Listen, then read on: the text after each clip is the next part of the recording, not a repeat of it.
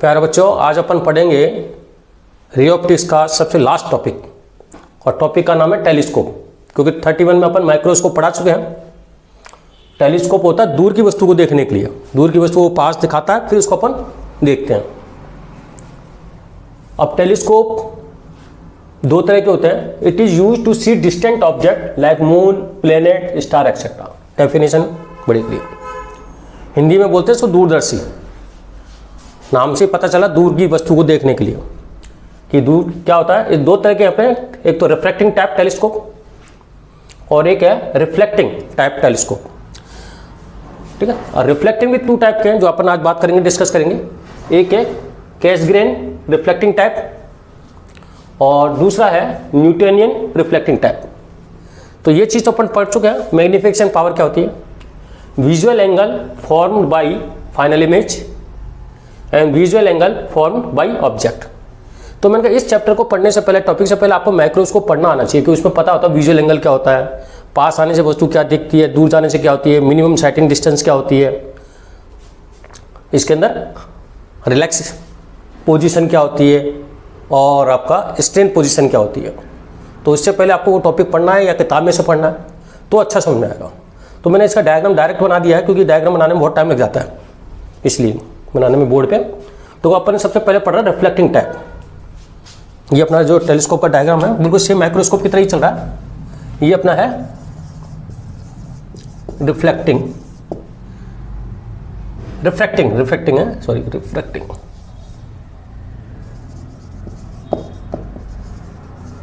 Type ये तो इसके अंदर ये आपकी जो रेंज आएगी इनफाइनाइट से आएगी और ये ऑब्जेक्टिव पीस है। ऑब्जेक्टिव जब पैरेलल आएगी तो रेस कहाँ पे मिलती है? फोकस में मिलती है। तो यहाँ से सीधी चलेगी, उसको बोलते हैं फोकस। यहाँ पे फोकस है, ये एफ है, मतलब यहाँ तक की दूरी फोकल है। ये फोकल प्लेन है, एक्चुअल में फोकल प्लेन पे बनता है क्योंकि अपन इनफाइनाइट से आता है। और ये ऑब्जेक्टिव पीस है। ऑब्जेक्टिव पीस बढ़ा लेते हैं हमेशा जिसका अपर्चर और फोकल लेंथ बड़ी हो, क्योंकि इसकी definition objective piece is large aperture and large F, इसको वो लिख दो F O, so that it collect more light from distant object, ज़्यादा से ज़्यादा लाइट को ले सके। इसलिए अब जैसे ही इसके अंदर आएगा तो अपन माइक्रोस्कोप में पढ़ चुके हैं कि ये तो सिंपल की तरह काम करता है। तो इसका जो इमेज है इसके फोकस के अंदर आनी चाहिए, इसके फोकस के अंदर आनी चाहिए। तो ये मैंने यहाँ पे एफ ई लिख देता हूँ। यहाँ पे ये एफ ओ है, यहाँ पे एफ ई, यहाँ पे इसको थोड़ा सा इधर लिख देते हैं, एफ ओ एफ ई। वही हमेशा सिंपल माइक्रोस्कोप में भी यही था, कंपाउंड माइक्रोस्कोप में भी ये कंसेप्ट, लास्ट कंसेप्ट यही कि इसकी जो इमेज है इसके फोकस के अंदर आनी चाहिए। तो ये तो आपको एफ ओ यहाँ तक का और ये एफ ई इसके अंदर है। अब जब इसकी इमेज आएगी फिर ये वापस इमेज इसका ऑब्जेक्ट का काम करेगी और ये सीधी जा रही है। फोकस से कुछ दो फोकस होते हैं, सेकंड फोकस से निकल जाएगी और एक सीधी आएगी, तो पीछे मिलाने पर यहाँ मिल रही है। तो अपन को जहाँ पे आँख से दिखाई देगी, आँख से वो ये दिखाई देगी। ठीक, तो मैग्निफिकेशन होता है tan beta upon tan alpha या बीटा अपॉन अल्फा। तो अपन वही मैग्निफिकेशन निकालेंगे। तो यहाँ तक मेरे इसका समझ में आ गया होगा कि जो पैरेलल रेज आ रही है वो इसकी फोकल प्लेन में बनती है। फोकल प्लेन में इस तरह पोजीशन इस तरह होनी चाहिए कि ये इसकी जो इमेज है आई पीस के फोकस के अंदर बनना चाहिए और फिर ये इसकी इमेज इसका ऑब्जेक्ट का काम करेगी और फाइनल, क्योंकि जब अंदर फोकस में तो उसी डायरेक्शन में आपका फाइनल इमेज बन जाएगी। तो ये है visual angle form by final image. ये और एक डायरेक्ट देखेंगे अपन कि डायरेक्ट विदाउट इंस्ट्रूमेंट क्या देख सकते हैं। तो अपन वही एम के बारे में बात करते हैं, फिर एम किस पे डिपेंड करता है वो अपन निकालते हैं, देखते हैं। इसको अपन मिटा देते हैं। ये सब डेफिनेशन बताने के लिए लिखा था सारा, वही चीज़ है, सारा माइक्रोस्कोप की तरह है करीब करीब, इसलिए आपको माइक्रोस्कोप समझो। अब tan beta A double dash B double dash, अच्छा ये इसको मैंने ए बी माना है, पर ए बी ये लिख दिया इधर ए बी, और ये ए डैश बी डैश और फिर A double dash B dash upon V. अब अपन ये ट्रायंगल देखें, A dash double B dash और वी और ए, ये दोनों आपका जो ये बीटा है यहाँ तक का, यहाँ तक, ये सिमिलर है। तो अपन ये ट्राइंगल बीटा ये भी हो सकता है, इसको अपन A dash B dash upon U भी लिख सकते हैं। यू का मतलब आई पी से डिस्टेंस है, ये हो गया। अब टेन अल्फा, अब टेन अल्फा होता है डायरेक्ट आंख से बना एंगल विजुअल एंगल। तो ये अल्फा देखो यहाँ से की वजह अपन इस आंख को यहाँ पे रख लें तो अल्फा तो ये बनेगा ना भाई। इतनी सी डिस्टेंस के अंदर अगर इस आंख को अपन इनफाइनाइट डिस्टेंस से कोई रेज आ रही है, इस आंख को अगर अपन यहाँ पे सेट करें तो ये अल्फा हो रही है। तो ये अल्फा अपन नहीं मेजर कर सकता, ये अल्फा और ये तो कर सकता है। अब वर्टिकल अपोजिट एंगल तो इसको मेजर कर लो बजाय इसकी वजह। तो ये अल्फा क्या होगा, टेन अल्फा इसकी जगह A dash B dash upon F O, A dash B dash upon F O. ये आपको थोड़ा सा इधर लिख देता हूँ एफ ओ। तो A dash B dash upon F O. आगे सुनो भाई, जो आप अल्फा यहाँ से बना रहे हो, इस आंख को अगर आप यहाँ पे तो रखेंगे भाई, विदाउट इंस्ट्रूमेंट होना चाहिए, तो आप यहाँ रखोगे तो इस अल्फा की वजह इसको नाप लो ना अल्फा, ये और ये अल्फा, तो ये अल्फा आ जाएगा ना A dash B dash upon F O. तो ये क्वेश्चन फर्स्ट हो गई, ये क्वेश्चन सेकंड हो गई। तो एम क्या आ गया, तो एम आ गया आपका tan beta upon tan alpha is equal to A dash B dash upon U E upon A dash B dash upon F O. ये कट जाएगा तो आ गया F O upon U E. तो फॉर्मूला जो बना लास्ट में जाके अपना एम का, ये होगा, ये होगा। अब ये आपका यू ही निकालना पड़ेगा कि यू के हिसाब से आपका एम सेट होगा। तो मैं इसको थोड़ा मिटा देता हूँ पूरा, क्योंकि अब तालिया वहाँ पे पहुँच करके अब इसकी इतनी आवश्यकता नहीं है। और अगर अपन बीच साइन रखेंगे तो बीच साइन में देखो एफ ओ क्या है, बीच साइन यूज साइन करते हैं क्योंकि बाद में लास्ट में, तो एफ ओ तो प्लस का होगा क्योंकि ये ऑब्जेक्टिव पीस की फोकल लेंथ एफ ओ, तो ये तो प्लस का होगा क्योंकि कॉन्वेक्स लेंस है, कॉन्वेक्स लेंस की तो पॉजिटिव होती है। और माइनस वी क्योंकि ये यू ही सारी ई डिस्टेंस से नापे तो इंसिडेंट की डायरेक्शन इधर है और नापोगे आई पीस से, तो ये जगह। तो इसका मतलब लास्ट इमेज होगी वो ऑब्जेक्ट की उल्टी बनेगी, इन्वर्ट बनेगी, इसलिए माइनस में आ रहा है। मतलब ये साइन लेने पर है, ये माइनस का मतलब है कि लास्ट जो इमेज बनेगी वो इनिशियल ऑब्जेक्ट की उल्टी होगी, इसलिए इन्वर्ट। अब एम की अपन मैक्सिमम रेंज और मिनिमम रेंज निकालते हैं। ये देखो केस फर्स्ट,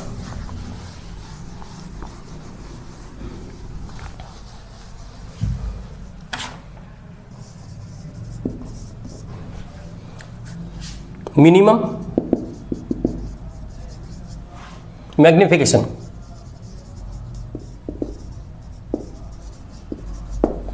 अच्छा, मिनिमम मैग्निफिकेशन करता है जब लास्ट इमेज कहाँ बनती है, इनफाइनाइट पर।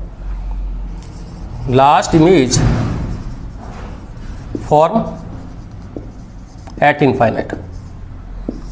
ये अपन इससे पहले वाले चैप्टर आपको माइक्रोस्कोप में समझा चुका हूँ कि मिनिमम मैग्निफिकेशन कब बनेगा, जो वो लास्ट इमेज फाइनल बनेगा, जो अपन आंख से देखेंगे तो विजुअल एंगल छोटा दिखेगा। अच्छा, इसको अपन एक नाम और बोला था, रिलैक्स आई,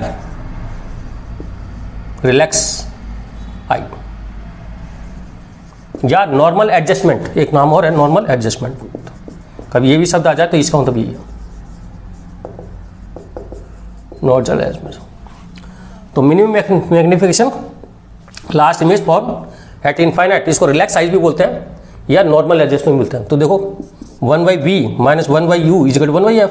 अच्छा, ई किससे, अच्छा लास्ट इमेज किससे बन रही है, आई पीस से, ऑब्जेक्टिव पीस से, आई पीस से, तो इसको एफ हो जाएगा। ये माइनस इनफाइनाइट हो गया, माइनस यू हो जाएगा। अच्छा, इसके अंदर लेंथ, तो देखो इसके अंदर लेंथ है ना, माइक्रोस्कोप की, टेलीस्कोप की लेंथ भी लिख देता हूँ मैं यहाँ पर। लेंथ होती है F O plus U E, length. इसे मोड लगा देना, नेगेटिव तो बोलो बस। क्यों? क्योंकि इसका जो ऑब्जेक्टिव पीस है तो फोकस पे एफ ओ पे बनेगा, फिर इस पर यू डिस्टेंस और रह जाती है। तो दोनों लेंसों के बीच की डिस्टेंस होती है वो दोनों टेलीस्कोप की लंबाई होती है। तो F O plus U E. अब यू की वैल्यू बदलते जाएंगे तो एल आपका बदलता रहेगा। ये अब यहाँ पे 1 यू अपन यू क्या आया, 1 अपॉन एफ यू, तो कट गया, ये तो 0 हो जाएगा। तो अब क्या होगा, एम की वैल्यू हो जाएगी इस केस में माइनस एफ ओ, इसके अंदर भी साइन रख रहा हूँ मैं, अपॉन एफ यू। ये सिर्फ ये बता रहा है माइनस, तो बता इनवर्ट, बाकी तो वास्तव तो एफ अपॉन एफ ही है, लेकिन ये जो माइनस तो सिर्फ ये बताता है वही इनवर्ट बनेगा, बाकी मैग्नीट्यूड वाइज तो एफ अपॉन एफ ही है, ठीक है, इनवर्ट, बाकी पूछे एफ अपॉन एफ ही। अच्छा दूसरा है केस सेकंड है, अगर लास्ट इमेज, अच्छा मैक्सिमम, ये तो मिनिमम मैग्नीफिकेशन है, और मैक्सिमम मैग्नीफिकेशन कब लेंगे, मैक्सिमम मैग्नीफिकेशन तब होता है जब अपन लास्ट इमेज डी डिस्टेंस पे रखते हैं। डी डिस्टेंस बताया था, least distance for distant vision. Case second, maximum magnification, तो इसमें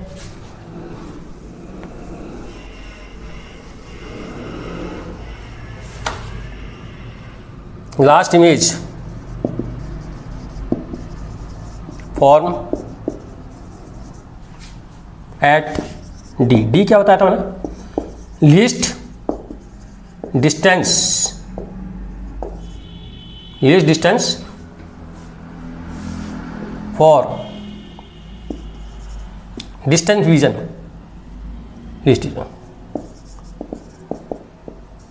डिस्टिंक्ट विजन।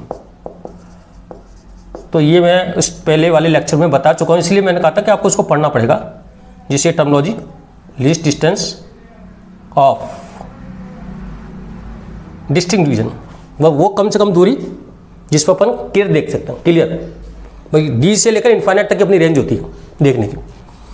तो ये होगा 1 by V minus D minus U F E. तो आपका 1 अपॉन यू क्या आ गया, क्या आ गया 1 अपॉन यू। तो एम क्या आ गया, ये तो माइनस उसके लिए वाली वैल्यू एफ ओ, और ये हो जाएगा 1 upon D,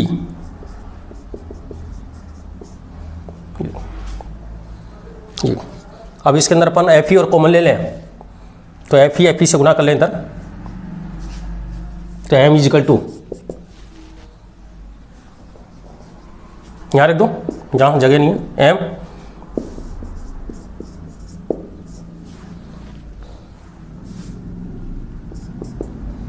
F E common ले लिया,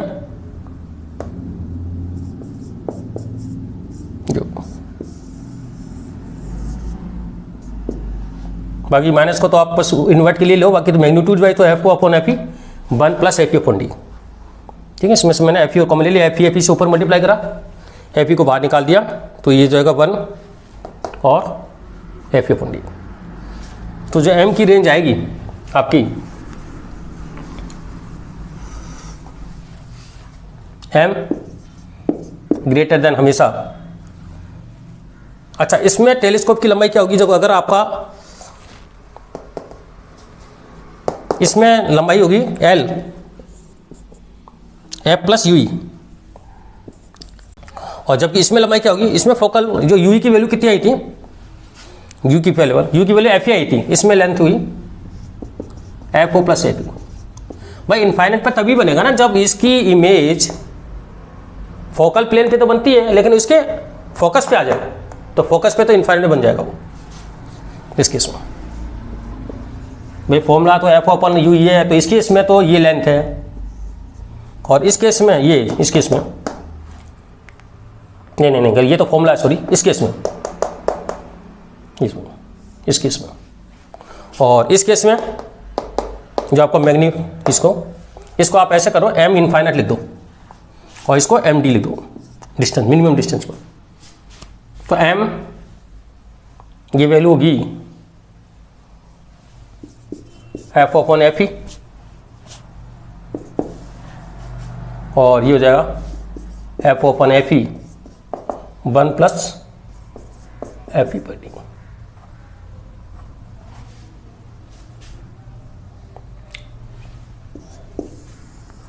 और माइनस का मतलब मैंने बता दिया, माइनस का मतलब जो आप करते हो सिर्फ उल्टा है, ये माइनस लगाना चाहो तो माइनस उल्टा नहीं बटा। तो ये इस केस में लेंथ एल जो होगी F O plus F E हो जाएगी टोटल, और इसमें F O plus U E. ये लो, अभी क्वेश्चन ले लेता हूं अपन इस टॉपिक पे।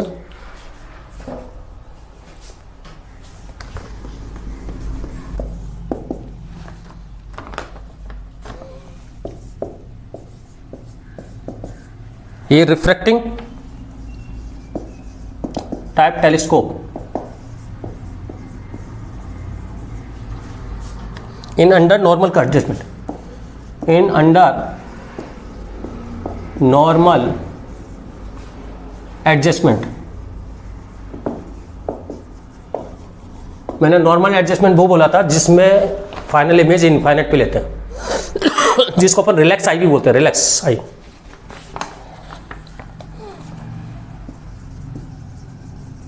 Magnifying power is 5 and if the length of the telescope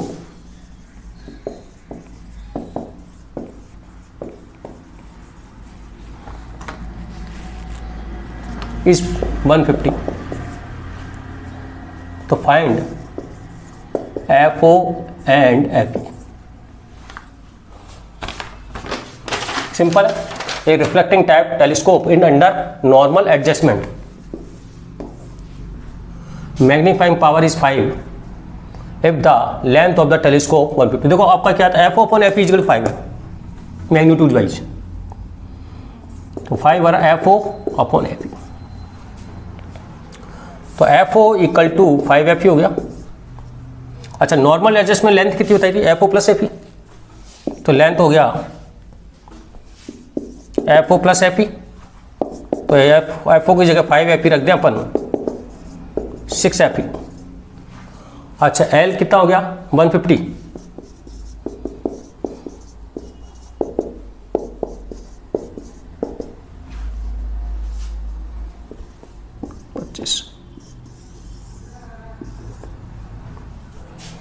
और एफ ओ 5 टाइम्स है 125 answer.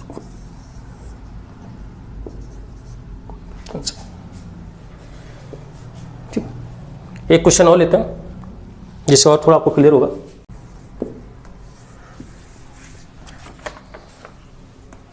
Focal length of the objective piece F O वो दिया हुआ है आपको 25 सेंटीमीटर, और एफ ई आई पीस की फोकल लेंथ है 2.5 centimetre.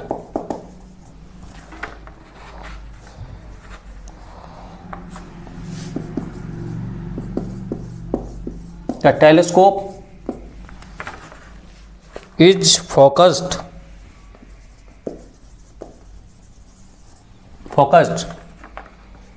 on an object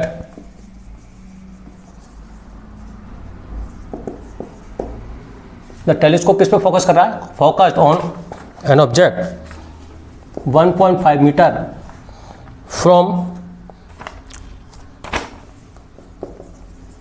from objective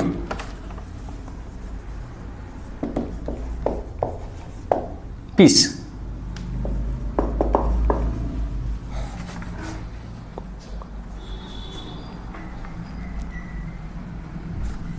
and final image formed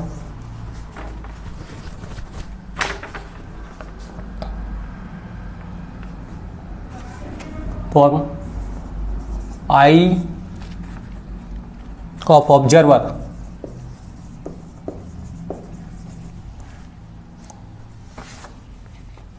is 25 centimetre.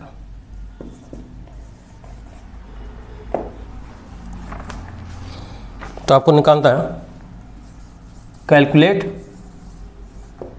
Length of telescope.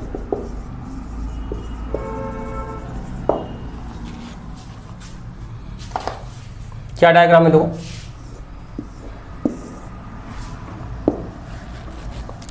अब ये इनफाइनाइट पे नहीं है ऑब्जेक्ट, ये आपका 150 सेंटीमीटर पे है,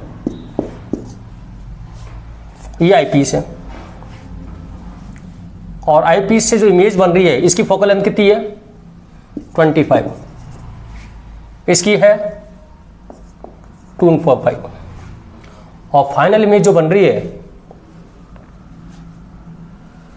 final image form I of observer 25, मतलब यहाँ पे बन रही है, कोई इधर होगा या तरह पता नहीं किधर, 25 सेंटीमीटर यहाँ पर फाइनल इमेज इधर बनेगी, ये टकरा के आएगी फिर फाइनल आएगी। तो अपन को ये निकालना है कि इसका जो ऑब्जेक्ट है इनफाइनाइट पे नहीं है, जो फोकल प्लेन पे फोकस पे बनेगी, इसकी इमेज लेंगे, वो इमेज इसका फोकस का काम करेगी। ठीक है, तो पहले तो अपन यू, ये तो यू हो गया, वी निकालते हैं, तो 1/v माइनस 1/u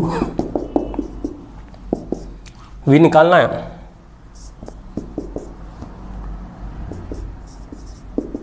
ये मैंने सेंटीमीटर में कन्वर्ट कर लिया सारा, क्योंकि ये 1.5 मीटर है, ये इसको वी हो एफ हो, क्योंकि जब 150 है तो ये इसका इमेज कहाँ बनेगी,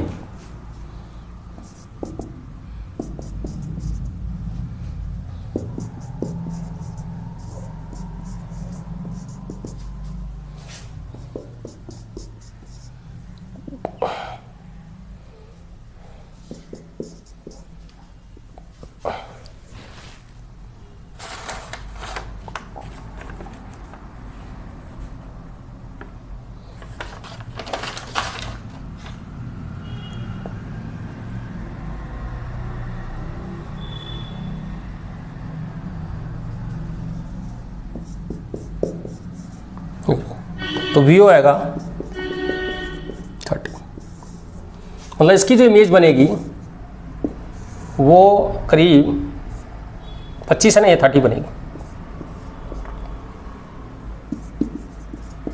ये भी हो गया।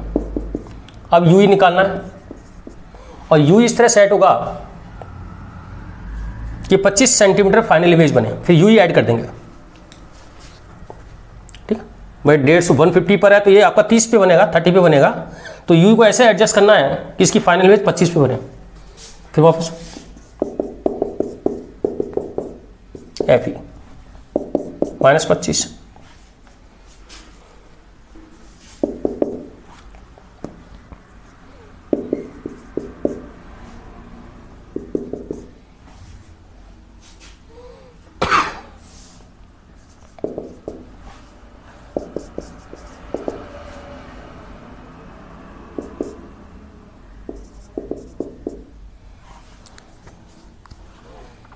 फाइनल रिजल्ट दोनों साइन समझ में नेगेटिव होंगे, ये भी आपका इधर है, यूँ आएगी, यूँ चल जाएगी, फिर इधर पीछे बनेगी,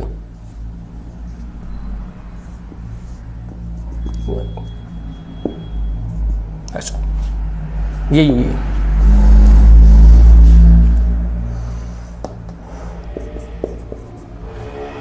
इसको अगर अपन ऊपर ले जाएं तो 25 एलसीएम आ जाएगा, इसको 10 + 1,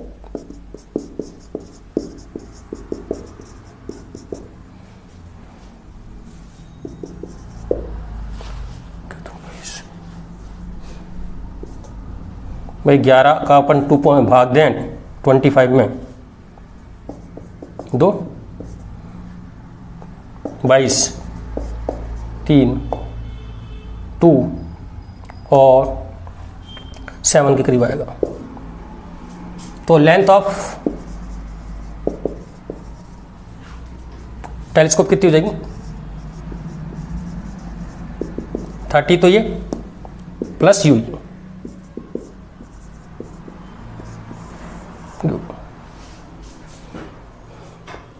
मतलब होगा 32.27 सेंटीमीटर। अब ये तो जो कि इनफाइनाइट पे नहीं था, इसलिए अपन को व्यू निकालना पड़ा।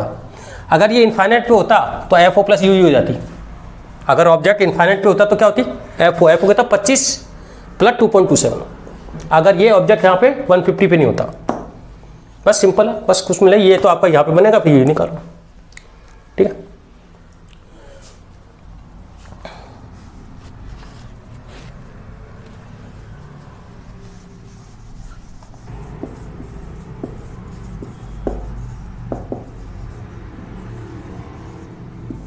दो बताए थे ना, एक तो कैसग्रेन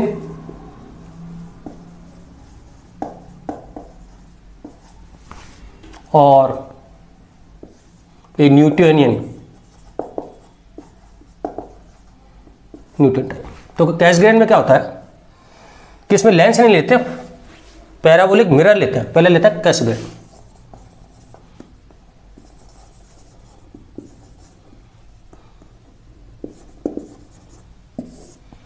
पैराबोलिक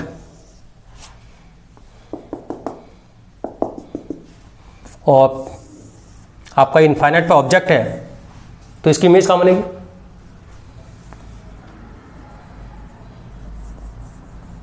काट देते इस तरह।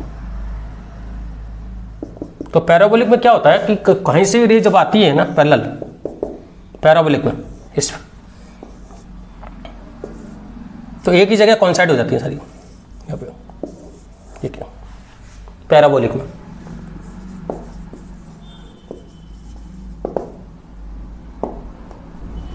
ठीक है, पैराबोलिक मिरर, कॉनकेव मिरर।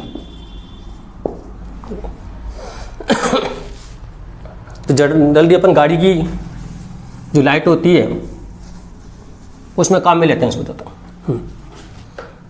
तो इसकी जो इमेज बनेगी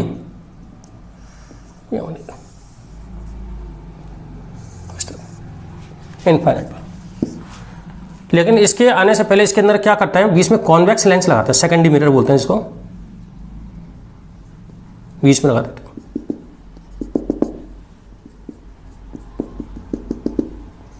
कॉन्वेक्स रेस तो आ रही है यहाँ पे मिलती है, लेकिन इसके बीच में क्या लगा दिया, तो ये रिफ्लेक्ट करेगा इधर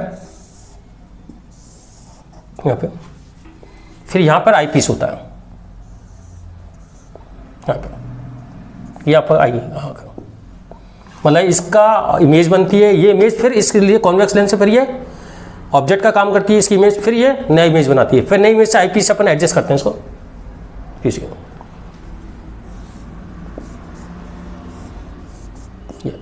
ये आई पीस है।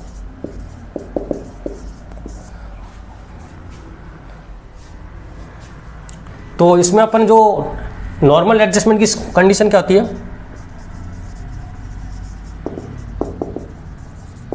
F O upon F E था ना, ये एफ ओ का काम करता है, तो ये तो हो जाएगा आर बाई टू और एफ ई ये हो जाएगा, मतलब F O R by two काम करता है, क्योंकि इसके अंदर एफ ओ क्या है, ये एफ ओ है और ये एफ ई है, बाकी का फॉर्मूला सेम रिफ्रैक्टिंग वाला ही है। दूसरा जो फॉर्मूला आपके क्या था, ये तो एम इनफाइनाइट जो भी है नॉर्मल कंडीशन में, और ये को लिखा था मैंने F O upon F E 1 plus F U I T, मतलब फॉर्मूले वाइज दोनों वही हैं जो रिफ्रैक्टिंग टाइप टेलीस्कोप के हैं। तो यह Cassegrain reflecting type microscope telescope. एक आपका न्यूटोनियन, बस ये क्या है, इसको थोड़ा सा आसानी से, इसमें स्फेरिकल एब्रेजर नहीं होता, ये लाइट रहता है, ये कम कॉस्टली होता है, कई इसके एडवांटेज हैं, तो आप किताब में देख लेना, डिफरेंस पता चल जाएगा। ये मोर लाइट भी होता है, थोड़ा सा इजी गोइंग, वो क्यों लेंस हो तो मोटे होते हैं, ये पतला होता है, बिल्कुल पतला सा था, ये हैवी भी नहीं होता, कॉस्टली भी नहीं होता, इसमें स्फेरिकल एब्रेजन भी नहीं होता, क्योंकि वो तो स्फेरिकल एब्रेजन अपन ने बताया था पहले आपको कि अलग अलग लाइट आएगी तो अलग अलग इमेज बनेगी, जबकि मिरर के अंदर तो स्फेरिकल एब्रेजन होता ही नहीं है। ये तो लेंस में, क्योंकि लेंस में तो म्यू होता है ना, म्यू इनवर्सली 1/λ बताया होगा, ये स्फेरिकल मैंने एब्रेजन पढ़ा दिया है उसके अंदर, इसमें स्फेरिकल तो कई फायदे हैं जो आप इसको किताब में देख सकते हैं, 12th की किताब में मिल जाएंगे आपको। ठीक, मैंने इसकी मैकेनिज्म बता दिया। अब इसके अंदर एक और है न्यूटोनियन, देख लेते हैं।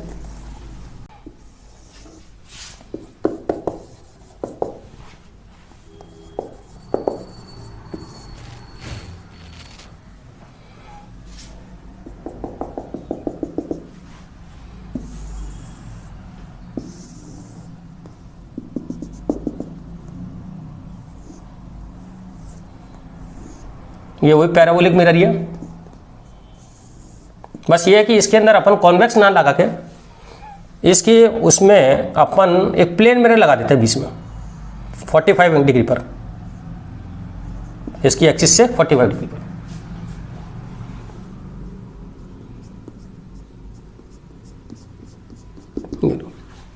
तो जो इमेज यहां बन रही थी ये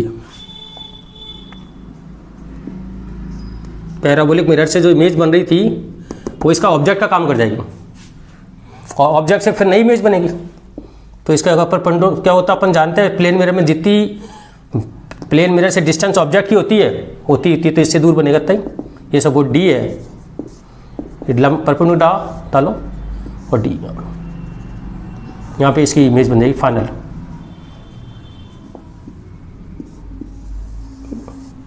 तो इसको अपन मिलाते ये टकरा रही तो यहाँ मिलेगी सीधी और यूँ आ जाएगी, ठीक है। वो टकरा के इधर आ गई और ये भी टकरा के इधर आ जाएगी।